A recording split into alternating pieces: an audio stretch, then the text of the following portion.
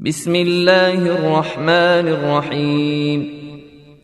تلك الرسل فضلنا بعضهم على بعض منهم من كلم الله ورفع بعضهم درجات وآتينا عيسى ابن مريم البينات وأيدناه بروح القدس ولو شاء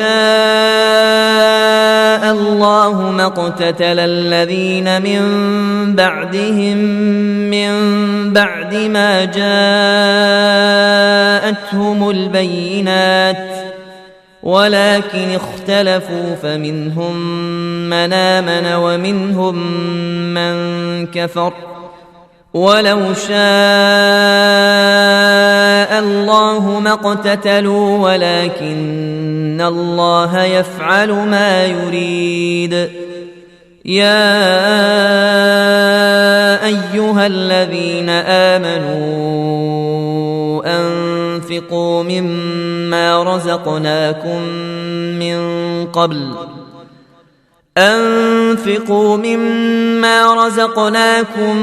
من قبل أن ياتي يوم لا بيع فيه ولا خلة ولا شفاعة والكافرون هم الظالمون. الله لا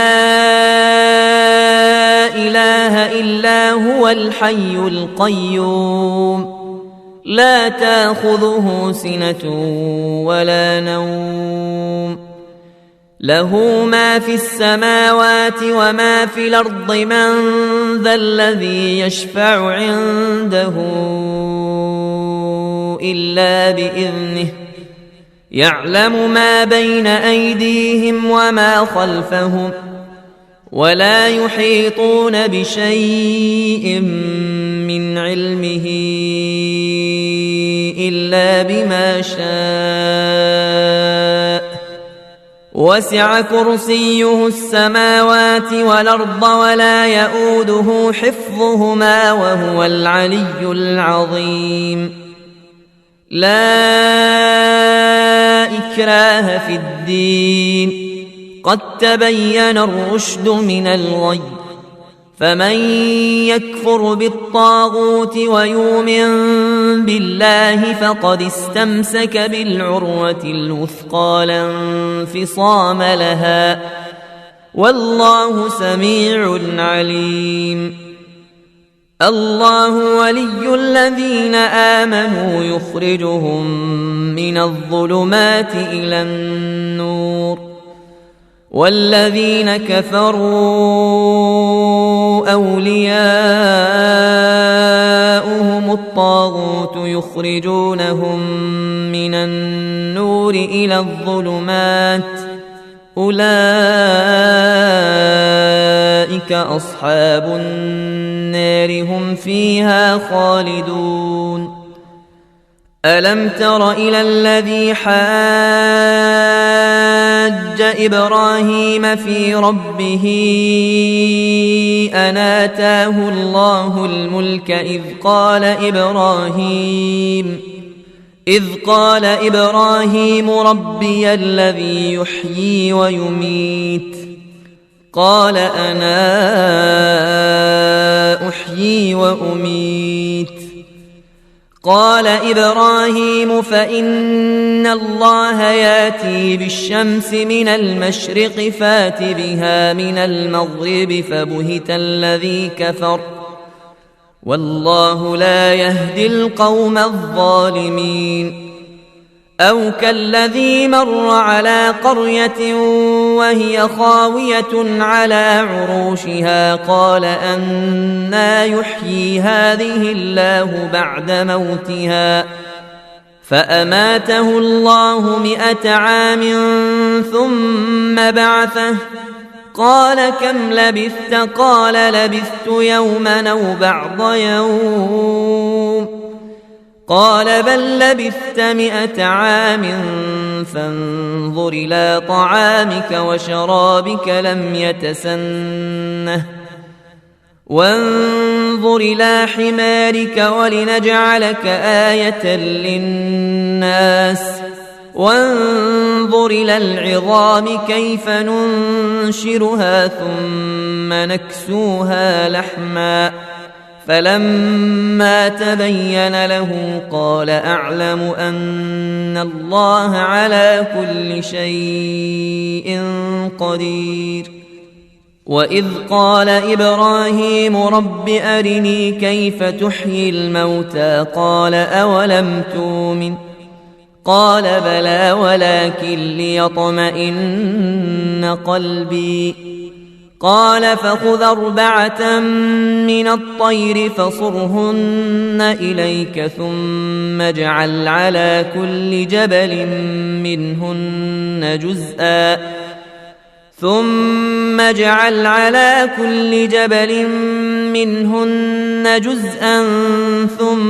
ادعهن ياتينك سعيا واعلم أن الله عزيز حكيم.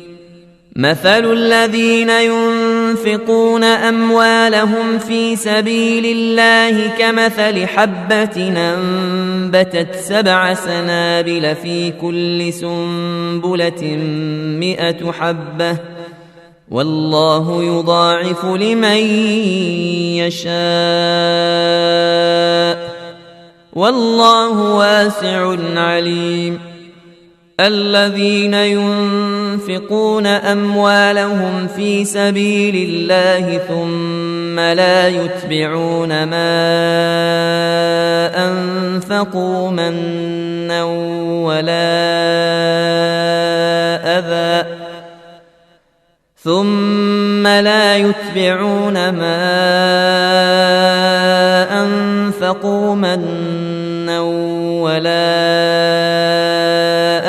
لهم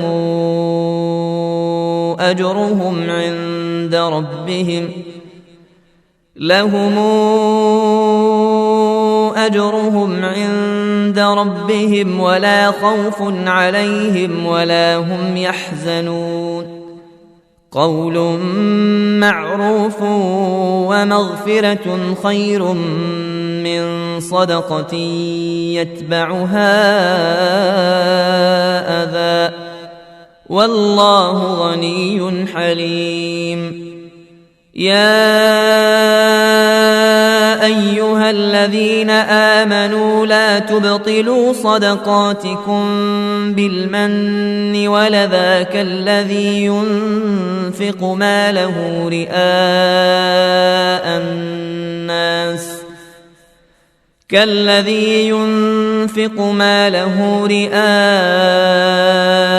الناس ولا يؤمن بالله واليوم الآخر فمثله كمثل صفوان عليه تراب فأصابه وابل فتركه صلدا لا يقدرون على شيء مما كسبوا والله لا يهدي القوم الكافرين. ومثل الذين ينفقون أموالهم ابتغاء مرضات الله وتثبيتا من أنفسهم كمثل جنة بربوة أصابها وابل فآتت أكلها ضعفين فإن لم يصبها وابل فطل والله بما تعملون بصير. أيود أحدكم أن تكون له جنة من نخيل وأعناب تجري من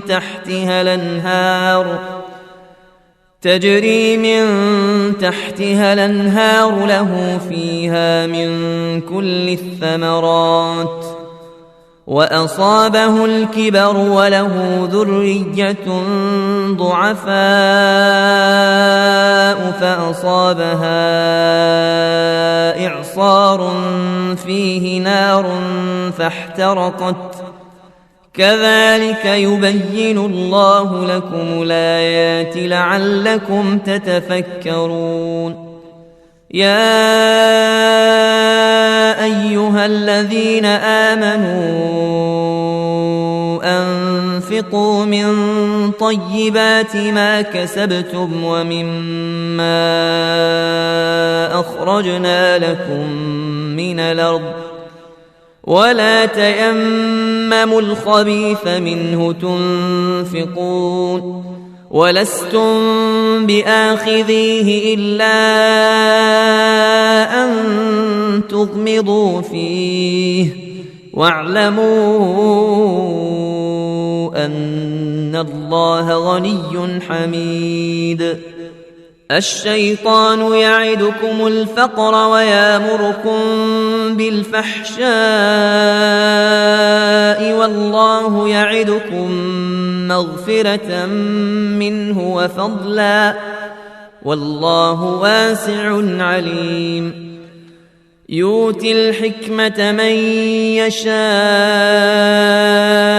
ومن يؤت الحكمة فقد أوتي خيرا كثيرا وما يذكر إلا أولو الألباب. وما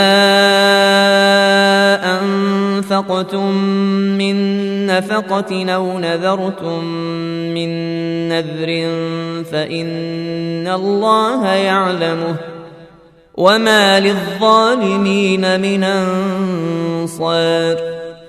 إن تبدوا الصدقات فنعما هي وإن تخفوها وتؤتوها الفقراء فهو خير لكم ونكفر عنكم من سيئاتكم والله بما تعملون خبير. ليس عليك هداهم ولكن الله يهدي من يشاء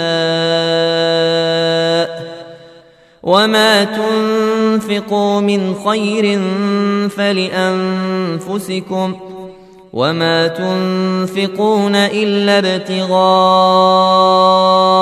وجه الله وما تنفقوا من خير يوفى إليكم وأنتم لا تظلمون. للفقراء الذين أحصروا في سبيل الله لا يستطيعون ضربا في الأرض يحسبهم الجاهل أغنياء من التعفف تعرفهم بسيماهم لا يسألون الناس إلحافا وما تنفقوا من خير فإن الله به عليم. الذين ينفقون أموالهم بالليل والنهار سرا وعلانية فلهم أجرهم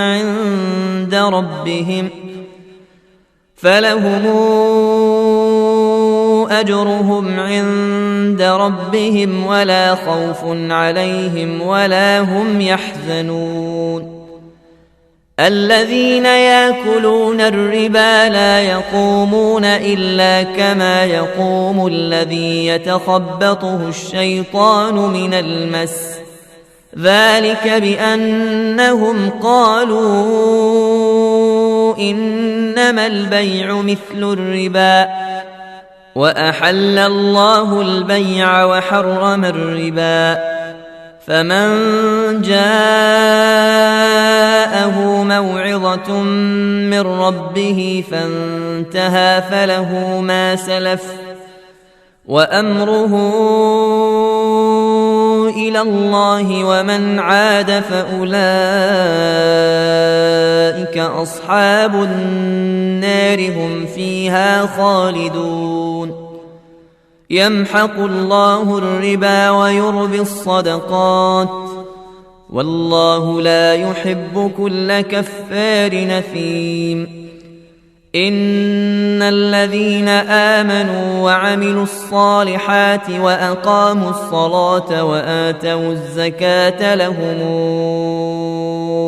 أجرهم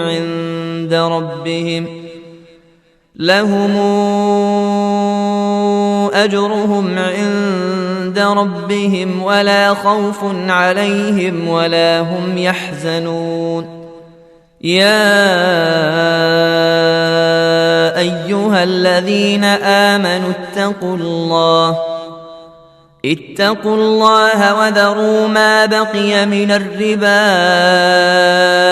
إن كنتم مؤمنين، فإن لم تفعلوا فاذنوا بحرب من الله ورسوله، وإن تبتم فلكم رؤوس أموالكم لا تظلمون ولا تظلمون. وإن كان ذو عسرة فنظرة إلى ميسرة، وأن تصدقوا خير لكم إن كنتم تعلمون. واتقوا يوما ترجعون فيه إلى الله ثم توفى كل نفس ما كسبت وهم لا يظلمون. يا أيها الذين آمنوا إذا تداينتم بدين إلى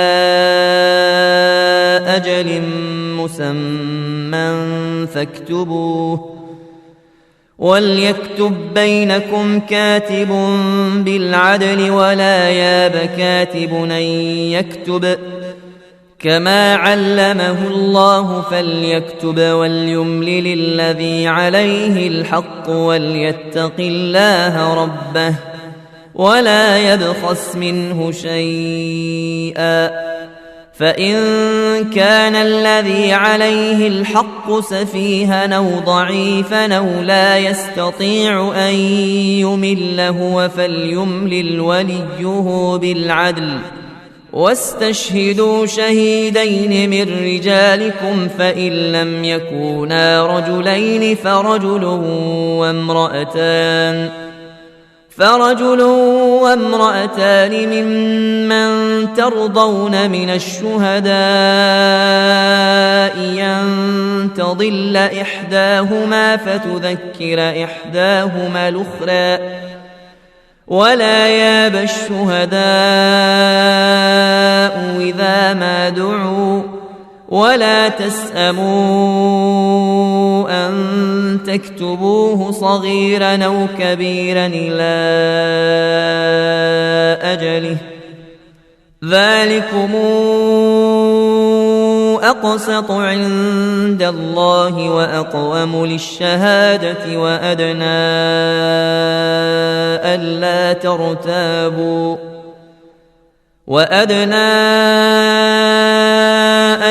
ترتابوا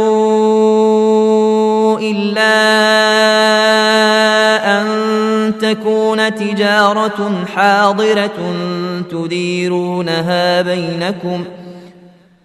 تديرونها بينكم فليس عليكم جناح ألا تكتبوها، وأشهدوا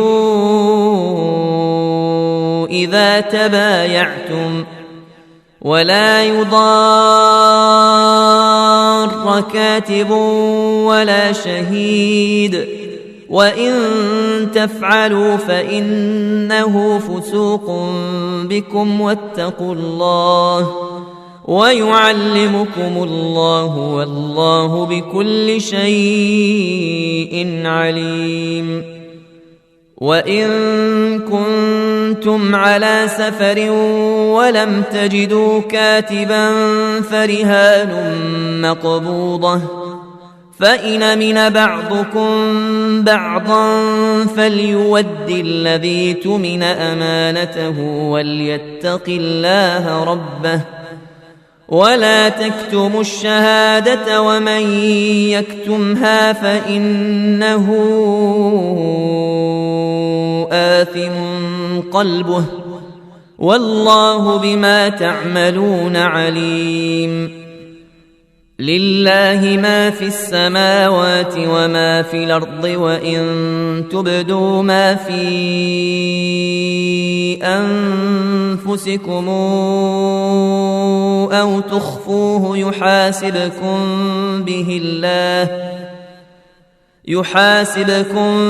به الله فيغفر لمن يشاء ويعذب من يشاء والله على كل شيء قدير. آمن الرسول بما أنزل إليه من ربه والمؤمنون كلنا آمن بالله وملائكته وكتبه ورسله لا نفرق بين أحد من رسله وقالوا سمعنا وأطعنا غفرانك ربنا وإليك المصير.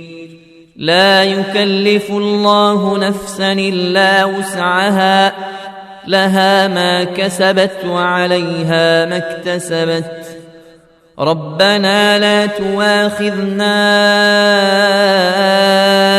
إن نسينا أو أخطأنا ربنا ولا تحمل علينا إصرا كما حملته على الذين من قبلنا ربنا ولا تحملنا ما لا طاقة لنا به واعف عنا واغفر لنا وارحمنا أنت مولانا فانصرنا على القوم الكافرين. بسم الله الرحمن الرحيم. ألف لام ميم. الله لا إله إلا هو الحي القيوم نزل عليك الكتاب بالحق مصدقا لما بين يديه وأنزل التوراة والإنجيل من قبل هدى للناس وأنزل الفرقان إن الذين كفروا بآيات الله لهم عذاب شديد والله عزيز ذو انتقام. إن الله لا يخفى عليه شيء في الأرض ولا في السماء هو الذي يصوركم في الأرحام كيف يشاء لا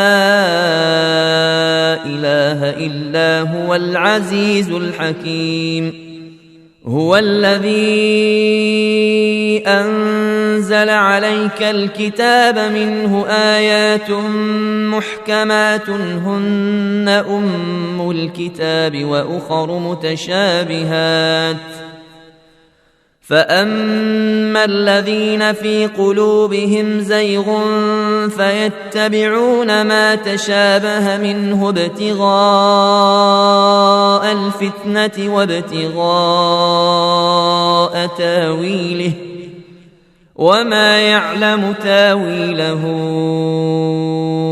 إلا الله والراسخون في العلم يقولون آمنا به كل من عند ربنا وما يذكر إلا أولو الألباب. ربنا لا تزغ قلوبنا بعد إذ هديتنا وهب لنا من لدنك رحمة إنك أنت الوهاب. ربنا